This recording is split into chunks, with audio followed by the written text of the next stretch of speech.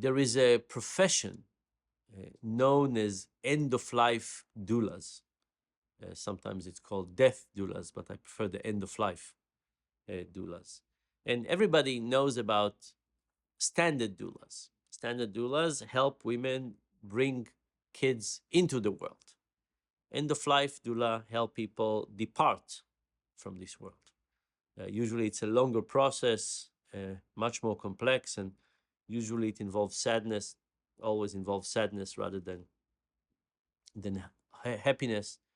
And in my lab, we've been talking to many of those death doulas. And in the first project, they were asked about what is a good end of life. These are people that have been helping clients many times. They're experts. They have been at the deathbed of people for many, many, many times. What have they learned about a good end of life? And they ended up talking about four main elements. One is no pain. Certainly can understand that. Having no pain, and thankfully, modern medicine can do a lot to get people not to experience pain. The second thing they said is no loss of dignity in the body. Think about a body betraying us. There are smells, there's not having control over our systems, there are pipes. How do we help people feel more dignity in the body? One physician I talked to, he said that what he does is, to the extent that he can, he put pipes not over the blanket, but under the blanket. If he could do something that doesn't come into the nose or into the mouth or into a vein here, he puts it in places that are not as visible, with the intention of keeping more dignity in the body. I think there's also something about the smell of illness that we should think about. But anyway, they said no pain, no loss of dignity in the body.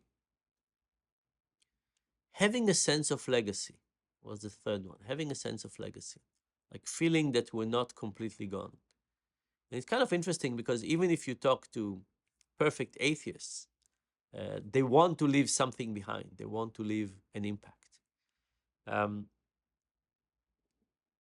I did some research a long time ago on wills. I looked at what kind of wills people leave.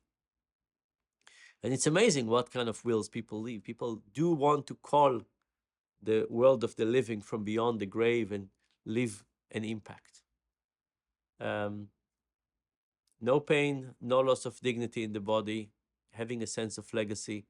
And the last one is feeling surrounded by love, which is kind of incredible. And if you think about all of those things, many of them are achievable. Many of them are achievable. No pain, medical science can achieve. No loss of dignity in the body, we can move toward it.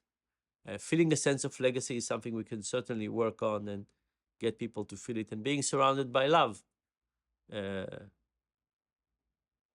is achievable if people solve social problems, say sorry, try to fix relationships, and so on.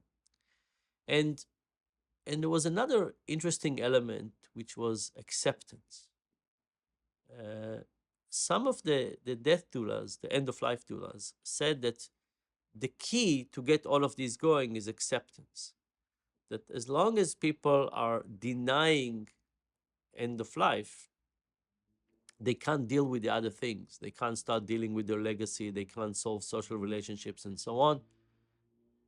And the crucial thing is acceptance as a gateway to start all of those things. Now, of course, I'm sure there are many more nuances and many more things to study. But at least at the beginning, if you say, can we have a good end of life? I think the answer is yes. It's within our grasp, We just need to figure out what it is and then start doing it.